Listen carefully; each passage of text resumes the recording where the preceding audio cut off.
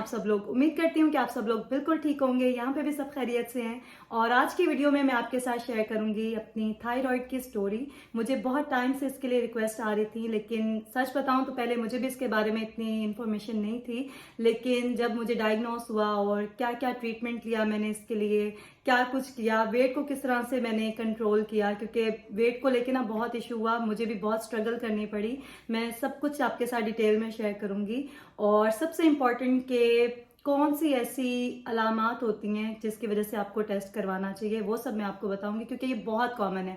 Specially women में ना बहुत कॉमन हो गया। अब तो छोटी छोटी बच्चियों को भी हो रहा है और एज का इससे कोई इतना खास ताल्लुक नहीं है, लेकिन 30s में ना ये बहुत कॉमन हो जाता है। सबसे पहले तो हम इस पे बात करते हैं कि थायराइड कहते किससे हैं। तो हमारी नेक में एक ग्लैंड होता है जिसे थायराइड कहते हैं, और ये ऐसे हार्मोन्स प्रोड्यूस करता है जो हमारी बॉडी के फंक्शंस को कंट्रोल करते हैं। ठीक है, तो ये इतनी कोई बड़ी बीमारी नहीं है, लेकिन इससे बहुत सी बीमारियां जो है ना जुड़ी हुई हैं। स्पेशली अगर आपका वेट ज़्यादा हो जाए, ओवर वेट हो जाए आप, तो आपको पता है मोटापा इटसेल्फ एक बीमारी है, और इसी तरह से आप बीमारियों में जकड़ जाते हैं। ठीक है, तो अगर आप इसको कंट्रोल रखें ना तो फिर ये आपको कुछ नहीं कहता। अदरवाइज अगर आप मेडिसिन नहीं लेते हैं या फिर अपना लाइफस्टाइल भी चेंज नहीं करते हैं तो फिर आप बहुत ज़्यादा प्रॉब्लम्स में आ सकते हैं। थायराइड से रिलेटेड वैसे तो बहुत सारी डिजीज़ हैं, लेकिन इसमें सबसे ज़्यादा कॉमन है हाइपोथायराइड, जिसमें आपके थायराइड हार्मोन्स जो है ना वो बहुत कम बन रहे होते हैं, जिसकी वजह से आपकी बॉडी का पूरा सिस्टम ही स्लो हो जाता है। और अगर वो थायराइड हार्मोन्स बहुत ज़्यादा बन रहे हो ज़रूरत से, तो फिर हम उसको कहते हैं हाइपर थायराइड। मैंने थायराइड का टेस्ट इसलिए करवाया था क्योंकि मैं ना बहुत थक जाती थी। लाइक थोड़ा सा भी काम करती थी ना तो थक जाती थी और टायर्ड फील करती थी। हालांकि 2-3 साल पहले की अगर मैं बात करूँ तो मैं काफ़ी काम भी करती थी, एनर्जेटिक रहती थी। और भी कुछ सिम्टम्स थे जो मैंने डॉक्टर से डिस्कस किए, और फिर डॉक्टर ने कहा कि मुझे करवा लेना चाहिए ब्लड वर्क। तो जब ब्लड वर्क हुआ तो पता चला कि मुझे हाइपोथायराइड है। अब जैसे ही मुझे पता चला हाइपोथायराइड का, तो एक चीज़ मेरे जहन में बैठ गई कि इसकी वजह से ना वेट गेन होता है बहुत तेज़ी से और आप मोटे हो जाते हैं। और ये चीज़ मेरे लिए जो है ना बहुत इंपॉर्टेंट रही है हमेशा से। मैं कभी भी मोटी नहीं होना चाहती थी।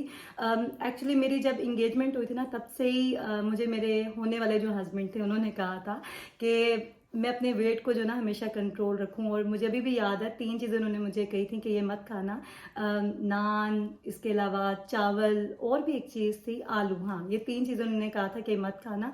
बाकी तो आपको पता ही है कि फ्राइड स्टफ और जो मीठी चीज़ें होती हैं वो अवॉइड ही करनी होती हैं सबने। लेकिन ये 3 चीज़ें मैं हमेशा से जो है ना वो अपनी डाइट से दूर ही रखती हूँ, बहुत कम से कम ही खाती हूँ।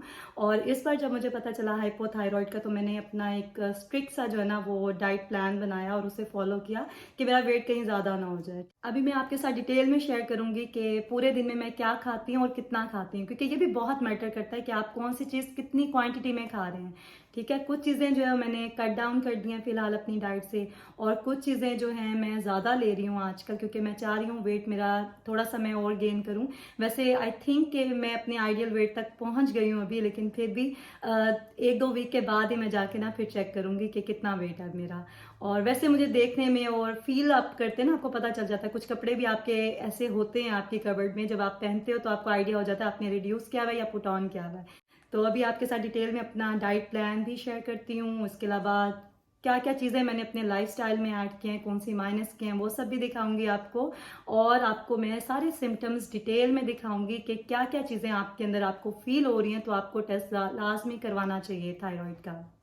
कुछ सिम्टम्स तो कॉमन होते हैं हाइपोथायराइड में और हाइपरथायराइड में, और बाकी जो है ना पर्सन टू पर्सन वेरी करता है। तो अगर आपको हेयर लॉस हो रहा है, या फिर आपको रात में नींद नहीं आती है ठीक से, आपकी बार बार आँख खुल जाती है, या फिर मूड स्विंग्स हो रहे हैं, आप बहुत ही जल्दी इरिटेट हो जाते हैं किसी भी चीज़ को लेके, आपका वेट लॉस हो रहा है या फिर वेट गेन हो रहा है तेज़ी से विदाउट एनी रीज़न, या फिर आपको फेस पे, अपनी बॉडी में कहीं पे स्वेलिंग लग रही है, स्पेशली पफी आइज़ का इशू है, आपको सर्दी लग रही है या फिर आपको गर्मी लग रही है बिला वजह, मतलब कुछ भी आपको रूटीन से हट के लग रहा है ना, तो आपने ज़रूर डॉक्टर से कंसल्ट करना है।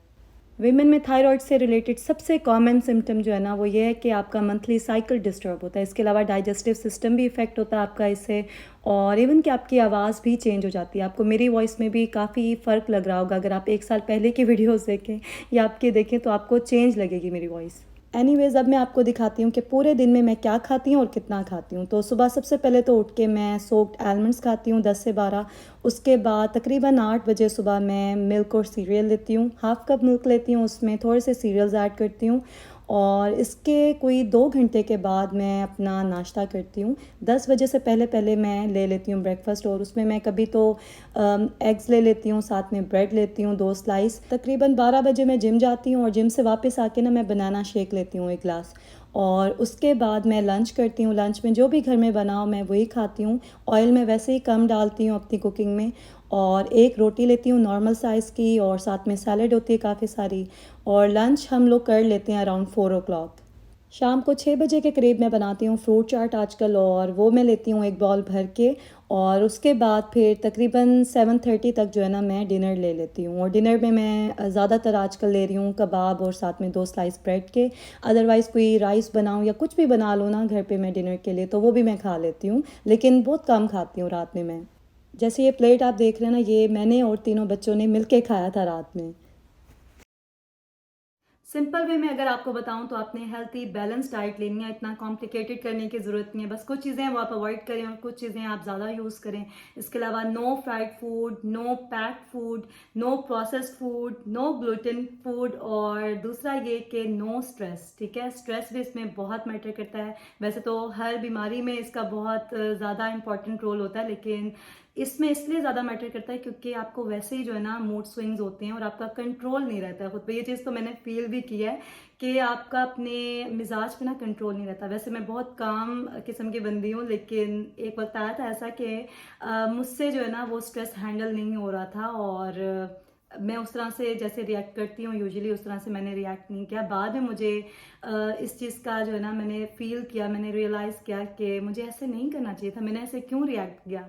लेकिन होता है, इंसान अपनी गलतियों से अपने हालात से ही सीखता है। ठीक है, और अभी ये कि मुझे ऐसा लगता है कि मैं ज़्यादा कंट्रोल कर सकती हूँ अपने इमोशंस को भी और अपने सारे जो मूड स्विंग्स हैं उनको भी, क्योंकि मुझे पता है इसके बारे में कि ये ऑलरेडी मेरी बॉडी में चल रहा है। ठीक है, जब आपको अपने बारे में पता होता है ना हर चीज़ का कि ये चीज़ मेरे साथ हो रही है और इन चीज़ों पे मैंने काम करना है, इन चीज़ों को मैंने कंट्रोल करना है, तो आपके लिए चीज़ें हैंडल करना ना ईजी हो जाता है। अगर आपको पता ही ना आपके साथ क्या हो रहा है और क्या चल रहा है, तो फिर आपके लिए चीज़ों को हैंडल करना मुश्किल हो जाता है और आप डिफरेंट तरह से रिएक्ट करते हैं।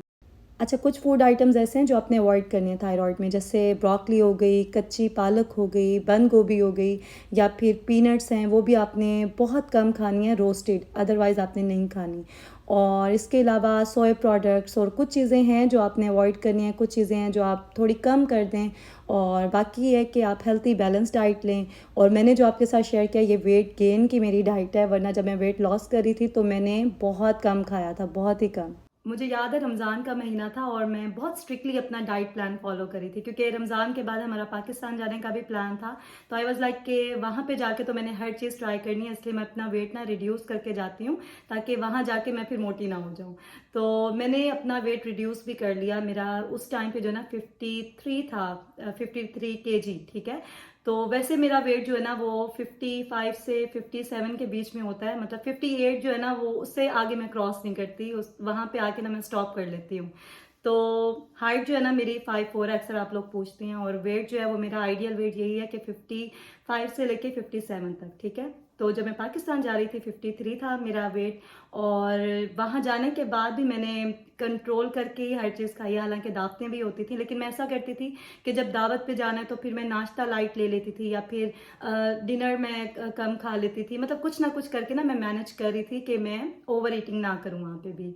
तो खैर, पाकिस्तान जाने के कोई 1 महीने के बाद मुझे ऐसे फील हुआ कि मेरा वेट कम हो रहा है, और सबने तो वैसे भी मुझे देख के कहा था कि मैं जो है ना बहुत वीक लग रही हूँ जब मैं पाकिस्तान गई थी।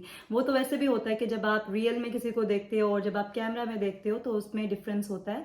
रियल में जो है ना इंसान थोड़ा सा कम ही नज़र आ रहा होता है, कैमरा पे थोड़ा ज़्यादा लगता है वेट। ठीक है, तो पाकिस्तान में मुझे जब रियलाइज़ हुआ, मैंने अपना वेट भी चेक किया तो काफ़ी रिड्यूस हुआ था। मैंने 3-4 मजीद केजी जो है ना वहाँ पे रिड्यूस किया। वहाँ पे गर्मी भी थी, कभी खाने को दिल भी नहीं करता था, और एक प्रॉपर डाइट प्लान में क्योंकि फॉलो नहीं करी थी पाकिस्तान में, तो इसकी वजह से मेरा वेट बहुत तेज़ी से रिड्यूस हुआ। और जब मैं वापस आई हूँ तो फिर मैंने दोबारा से चेक किया कि क्या प्रॉब्लम हो रही है, मेरा वेट इतना रिड्यूस क्यों हो रहा है, हालांकि मैं कोशिश भी नहीं करी थी उस टाइम पे।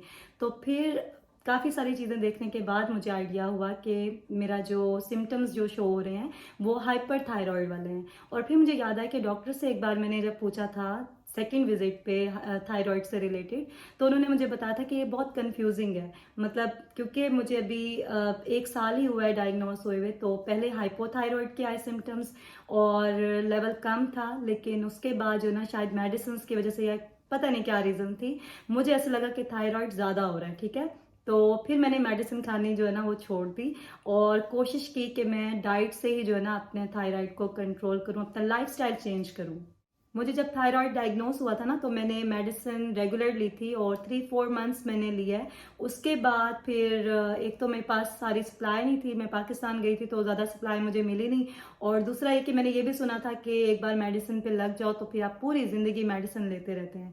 तो कुछ और भी चीज़ें थी जिसकी वजह से मुझे लगा कि मुझे डिसकंटिन्यू कर देनी चाहिए। तो अभी मुझे तकरीबन 4 मंथ्स होने वाले हैं और मैं कोई मेडिसिन नहीं ले रही हूँ थायराइड की। मेरा ब्लड वर्क होना है नेक्स्ट मंथ, इंशाल्लाह अपॉइंटमेंट है, तो डॉक्टर से डिटेल में डिस्कस करूंगी और देखते हैं कि इस बार क्या आता है ब्लड वर्क में। तो आपके साथ इंशाल्लाह शेयर करती रहूंगी जो भी अपडेट्स होंगी। ठीक है, मेडिटेशन से मुझे बहुत हेल्प हुई है और ये चीज़ मैंने अपने लाइफस्टाइल में अब ऐड कर लिया है। ठीक है, पहले मैं करती थी लेकिन इतना रेगुलर नहीं करती थी, लेकिन अभी तो मेरे रूटीन का हिस्सा है ये।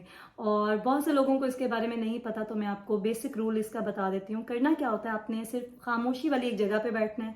टाइम इतना मैटर नहीं करता, लेकिन अगर सुबह सुबह का टाइम हो जब सब लोग सो रहे होते हैं, पूरी दुनिया सो रही होती है, तो वो बेस्ट टाइम है, क्योंकि तब आपको किसी किस्म का कोई शोर नहीं आ रहा होता बाहर से। ठीक है, ना कोई ट्रैफिक का शोर होता है, ना कोई बच्चों का शोर होता है। तो करना क्या होता है, आपने इस बाहर की दुनिया से ना अपना कनेक्शन ख़त्म करना होता है और अपने साथ कनेक्ट करना होता है। ठीक है, तो आपने बस आंखें बंद करनी है, एक खामोशी पुरसुकून जगह पे बैठ जाना है और फिर आपने जो है ना अपने आप को फील करना है, अपनी हार्ट बीट जो है ना आपने फील करनी है। शुरू में आपको फील नहीं होगी, आपको नहीं आवाज़ आएगी अपने अंदर की, लेकिन आहिस्ता आहिस्ता जब आप इसे प्रैक्टिस करेंगे ना तो फिर आप देखें आपको बहुत अच्छा लगेगा।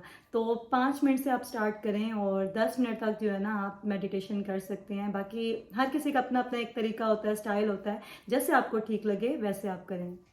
देखिए, बीमारी जो है ना वो कोई भी अच्छी नहीं होती, लेकिन आपको किसी भी बीमारी को ना अपने ऊपर सवार नहीं करना। ठीक है, पार्ट ऑफ लाइफ है। ठीक है, आपको पता चल गया है, कोई चीज़ डायग्नोस हुई है, तो कोई बात नहीं, आप उसके लिए फाइट करें, ट्रीटमेंट लें और सबसे इम्पॉर्टेंट अपना लाइफस्टाइल जो है ना वो चेंज करें, उसे अपग्रेड करें। और बाकी अल्लाह खैर करेगा, अल्लाह पे छोड़ दें सब कुछ। अल्लाह की मर्जी से ही हुआ जो कुछ हुआ है और आगे भी वही होगा जो अल्लाह की मर्जी होगी। आई होप कि आज की वीडियो आपके लिए हेल्पफुल रही होगी। अगर ऐसा है तो फिर जल्दी से वीडियो को लाइक करना है और शेयर करना है फ्रेंड्स एंड फैमिली के साथ। जिन्होंने भी सब्सक्राइब नहीं किया अभी तक चैनल को, वो लाजमी आज सब्सक्राइब कर लें।